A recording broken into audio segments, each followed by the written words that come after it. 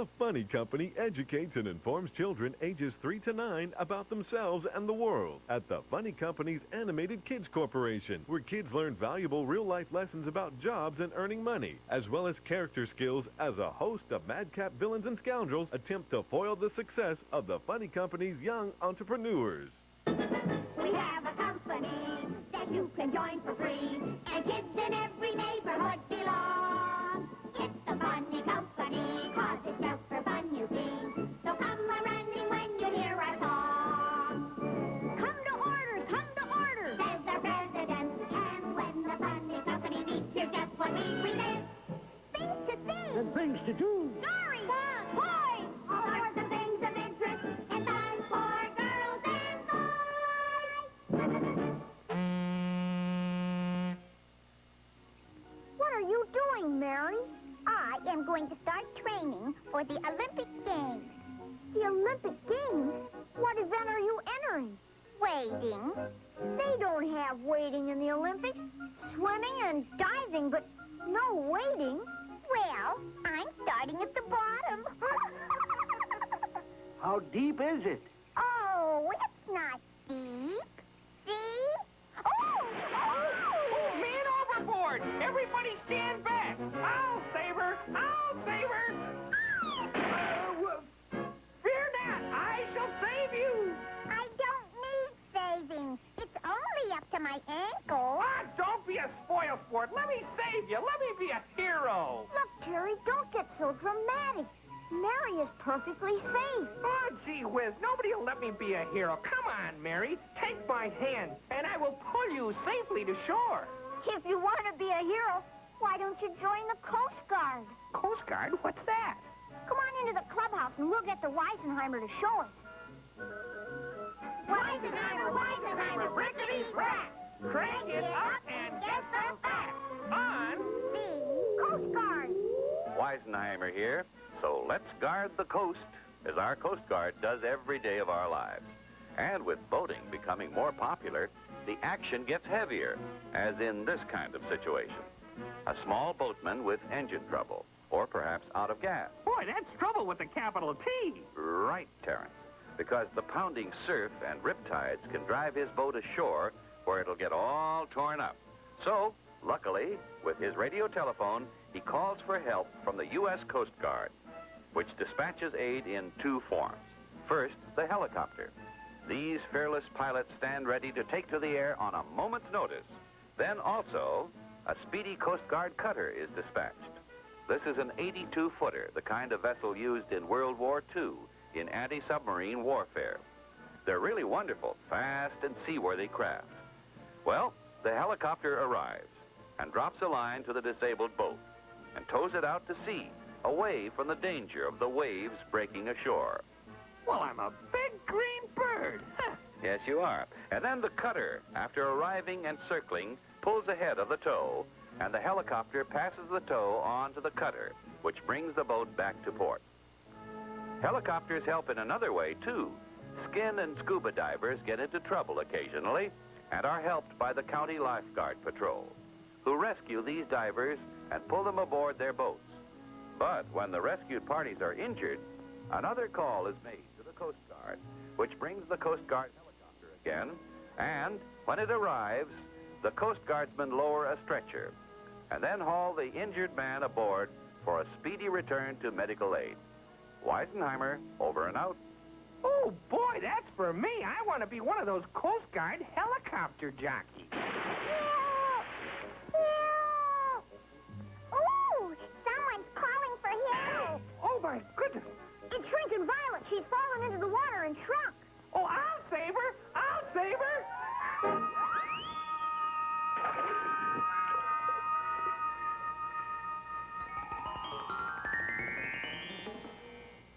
Where did you go? I thought you were going to save Shrinking Violet. I did. I called the Coast Guard. They ought to be here any minute.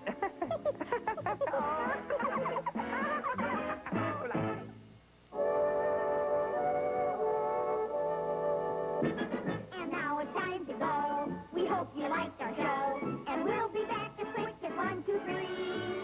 And when we meet again, we hope hope you'll be here then. So now you're in the funny company. We have a company that you can join for free, and kids in every neighborhood belong. It's the funny company, 'cause it's just for fun, you see. So come a-running when you hear our song.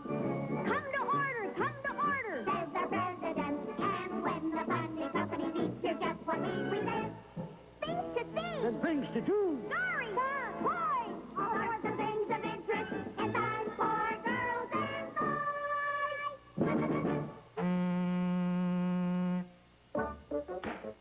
The meeting will please come to order. Put your supervisor hats on. There. Is everybody present? All but Jasper National Park. Jerry, will you see what that awful noise is? It's Jasper. He's in a helicopter. A helicopter?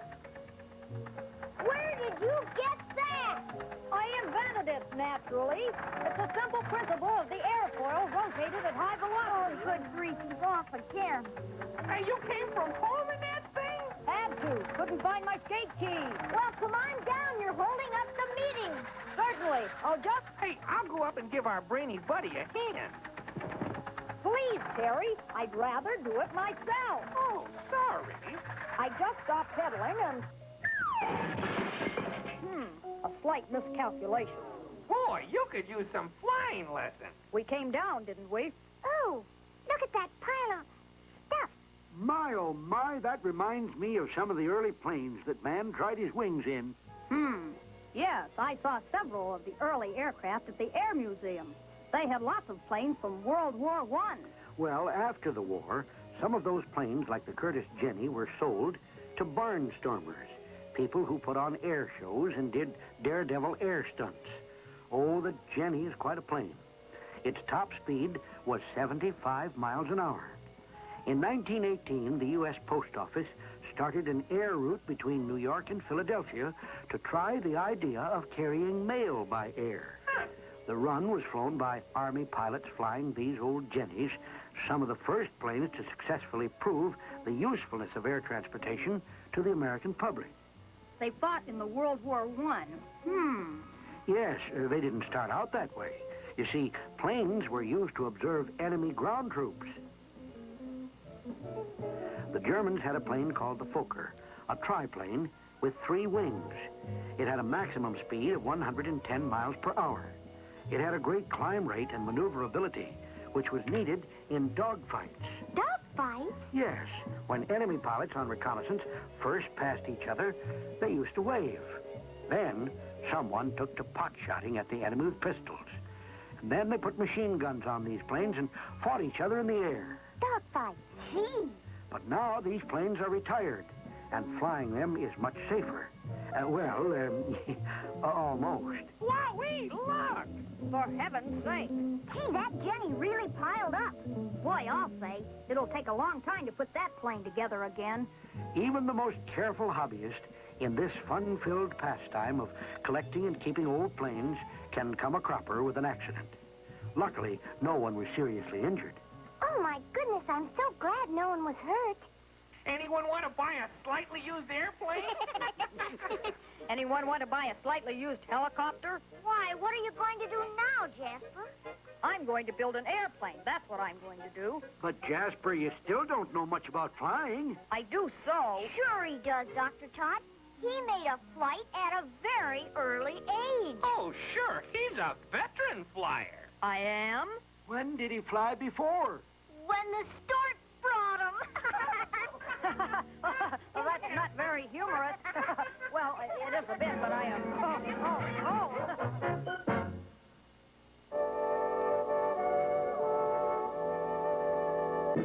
And now it's time to go. We hope you liked our show. And we'll be back as quick as 1, 2, 3. And when we meet again, we hope you'll be here then. So now you're in the funny company. We have a company that you can join for free. And kids in every neighborhood belong. It's the funny company, 'cause it's just for fun, you see. So come a-running when you hear our song. Come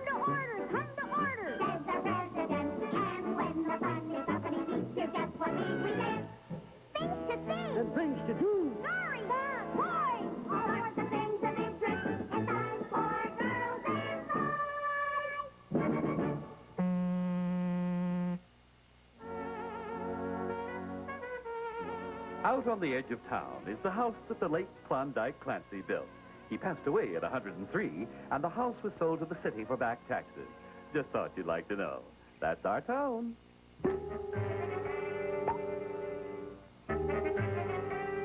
Oh, boy, I sneak in basement and look for Klondike Clancy's gold treasure he's supposed to hide there. Here, ah! Oh, boy, it's dusty. What's that funny stick thing?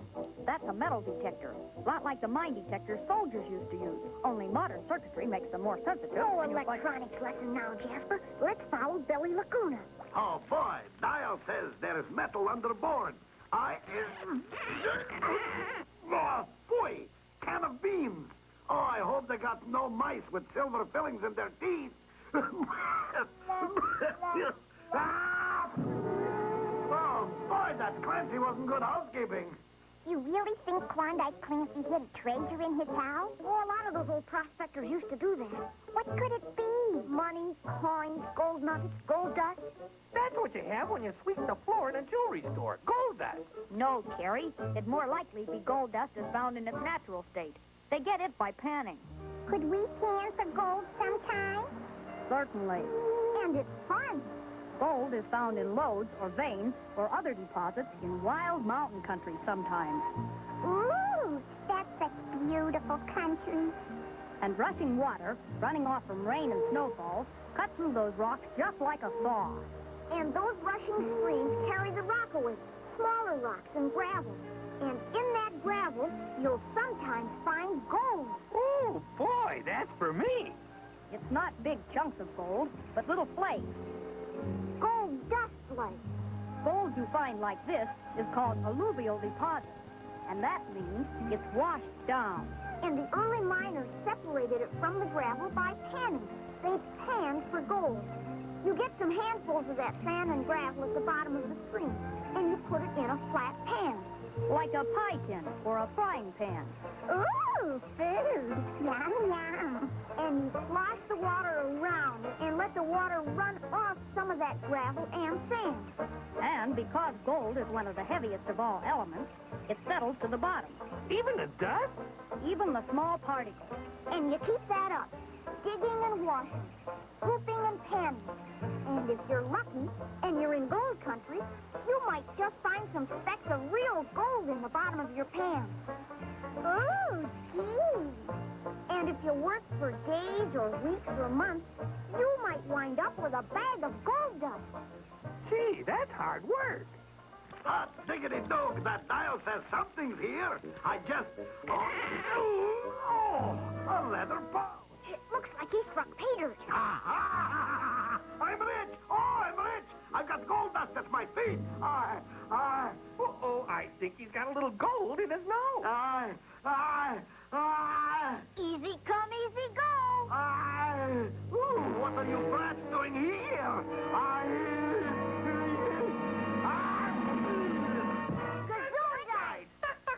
Say, Jasper, my little buddy, I'll give you half the gold dust if you help me turn this stupid thing into a vacuum cleaner. Would you ever think I would be allergic to gold?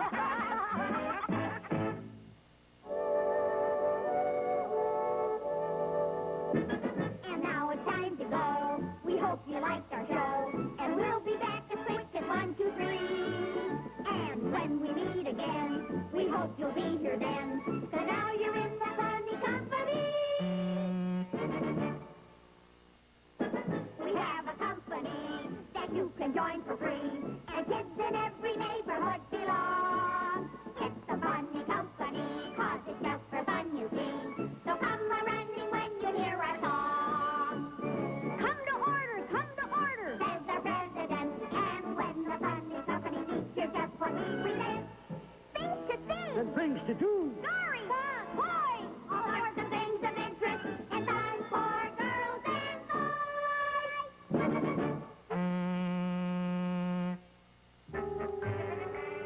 Something fishy going on here. Those funny company brats aren't doing much business lately. As you can see, our funny company sales are definitely off. People are away on vacation, I guess. Yeah, let us go, too. We'll go fishing. No, Terry, we should use this slack time to get things in shape around here. Like we ought to paint the clubhouse. We have no money for paint. Anybody got any new ideas on how we can earn some money? Let's go fishing. That's not being very ambitious. No, I mean we can sell the fish we catch. Why don't we grow our own fish?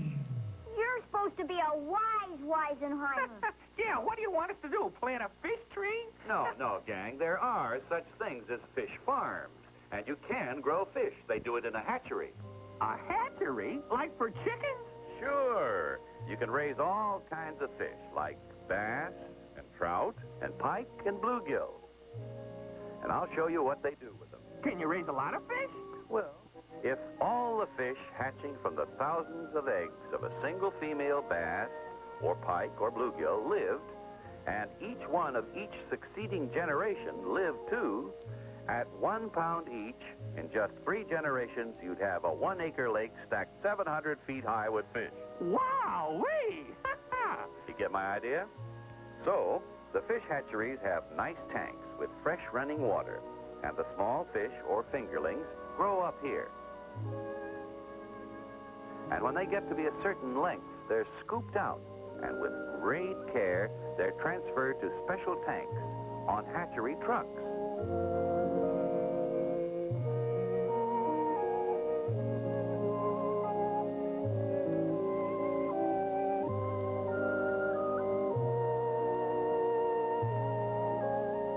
And then they're transported to lakes and ponds and fresh-running streams, where they will be released, and that's called stocking. They stock these bodies of water with new fish to help nature and create better sport for the fishermen.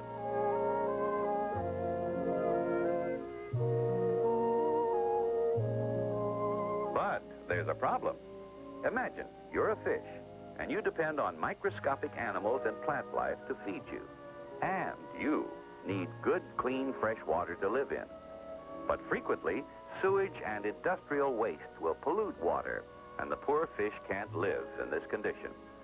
So we must all cooperate with state authorities and prevent pollution of the water, even though most states have fish hatcheries and do their best to stock and restock our natural water wonderland.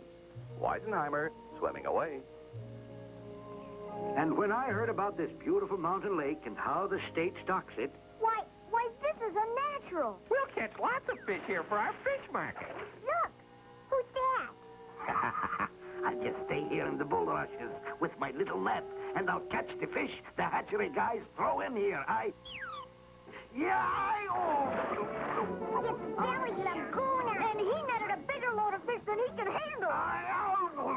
Save him, somebody. Yeah, I guess we can't let him drown. All right, there's my first catch of the day, a big shark.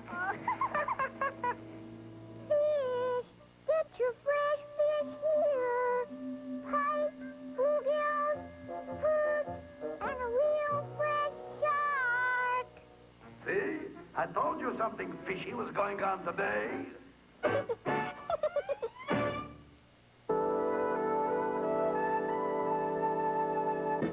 And now it's time to go. We hope you liked our show. And we'll be back as quick as 1, 2, 3. And when we meet again, we hope you'll be here then. So now you're in the funny company. We have a company that you can join for free. And kids in every neighborhood belong. It's the funny company, 'cause it's just for fun, you see. So come a-running when you hear our song. Come to order, Says the president, and when the funny company meets, here's just what we present. Things to see. And things to do. Stories, boys. All sorts of things of interest, and time for girls and boys.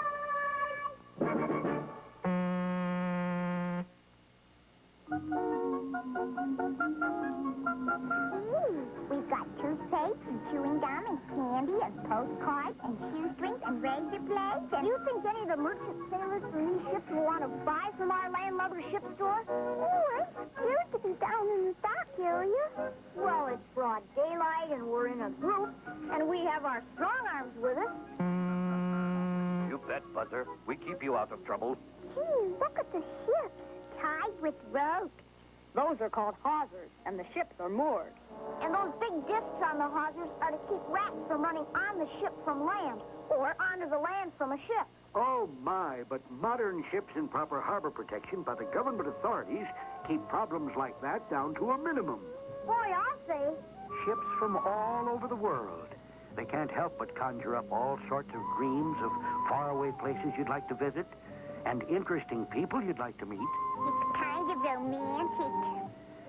In a good-sized harbor, there are all kinds and sizes of ships. There are Japanese ships. And then there are big ships from different ports of France. You'll see Dutch ships, ships from the country Holland or the Netherlands.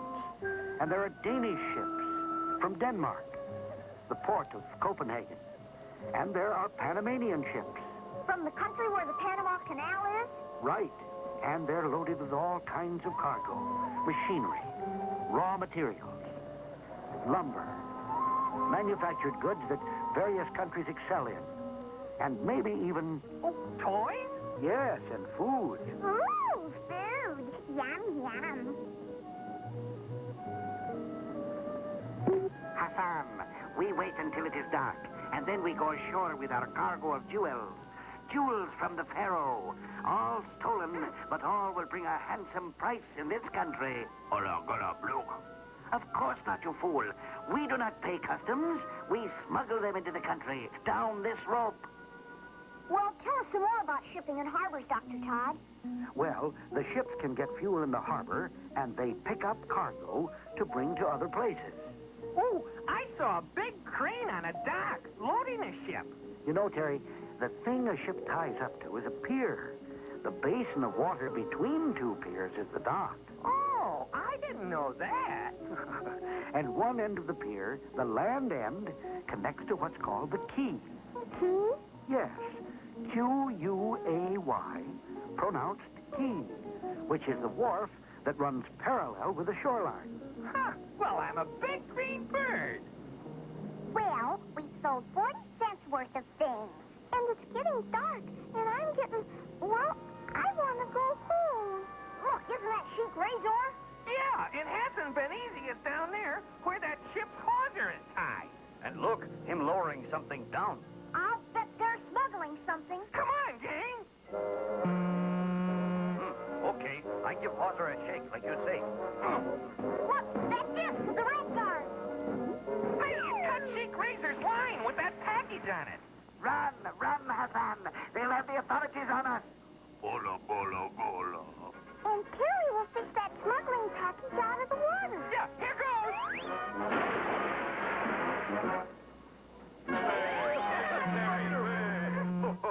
That's right. Rat guards stop other rats, too.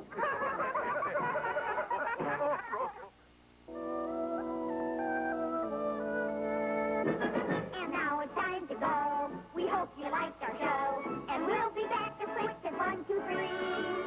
And when we meet again, we hope you'll be here then. 'Cause now you're in the Funny Company. We have a company that you can join for free. And kids in every neighborhood belong.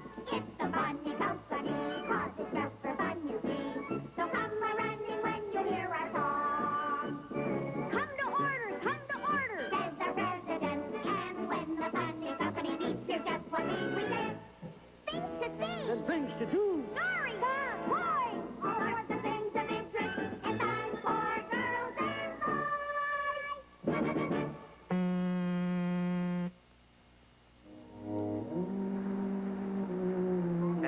It's red tulip bulbs, yellow tulip bulbs, and this is it, the white star crocus bulb. Yeah, those are nice bulbs. They grow into pretty flowers. Yeah, inside the box, we don't really got flower bulbs. We got diamonds, smuggled to us all the way from Amsterdam, Holland. And we sell those and we get rich. Well, we sold 87 cents worth of candy and shoelaces to the seamen off these ships. What? That says quarantine, Violet, honey. Gee, they must have a big case of needles in that warehouse. My, how cute. Well, that's a government warehouse where certain things being shipped into our country have to stop for a while in quarantine. Why? Well, you see, animals and certain plant products, for instance, might have diseases or insects on them, pests that we don't want in our country. Gee, So they hold these things in quarantine, and sometimes they have to exterminate the bugs with chemicals. Exterminate? Bring to an end, kill. Oh, look! Behind that crate, it's a man. Ooh, he looks like a policeman or a guard. 2 men, they knocked me out. gee, somebody must have wanted to get into quarantine pretty badly. Ach, Himmel, those brats. Quick, Hans, make fire in that rubbish on the escape and the excitement.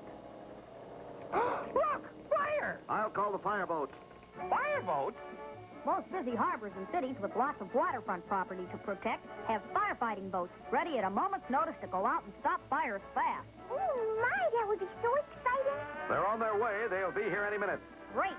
We'll have a chance to observe them work. Well, those firemen aboard are marvelously well trained. They're really sailors, seafaring men, and firemen combined. And as brave a group of men as you'd ever find. They have the latest equipment, high-pressure water nozzles.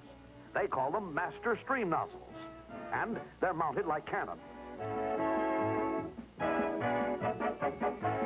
Lots of times, a high-pressure jet of water going out of fire at hundreds of gallons a minute can break up the fire or what's causing it. These fireboats move in alongside a burning ship or alongside a blazing waterfront warehouse and blast away. Yeah, take that and that and that. Oh, boy, oh, boy. So exciting.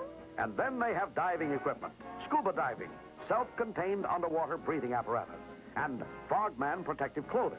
To fight underwater fires. Well, that's part of the use, you might say.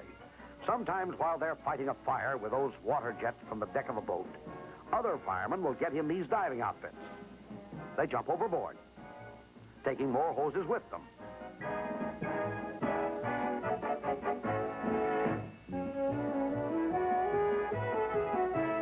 And they'll get under the burning warehouse to extinguish the blaze. Extinguish? Extinguish, to put out, to kill the fire. To exterminate the fire. Extinguish it, like with a fire extinguisher. Oh, that fireboat is getting here just in time. Hey, there's a fire extinguisher. Let's help the firemen. You, he always scares me. Loudmouth, let's go. Harry, I think Super Chief wants the fire extinguisher. Here, catch. So you're not only firebugs, but smugglers, too. And Super Chief stops him. Yes, 2 firebugs caught in quarantine and exterminated. Gee, Super Chief, you might get a medal for distinguished service. Yeah, he's more likely to get a medal for extinguished service. He really handles a mean extinguisher. I mean,